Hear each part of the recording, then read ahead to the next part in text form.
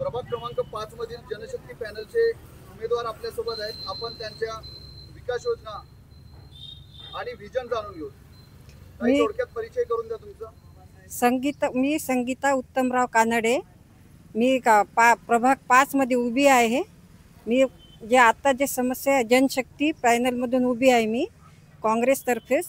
आणि मी जे समस्या आहेत इकडच्या ते सगळ्या मी निवडून आल्याच्या नंतर पूर्ण करीन हे आश्वासन देते सगळ्यांना. जे काँग्रेसमध्ये नाली आहे आणि रस्त्याचे प्रॉब्लेम आहेत आणि त्यांचा बुद्धविहाराचा प्रॉब्लेम आहे ते तयार केलेले नाही आहे.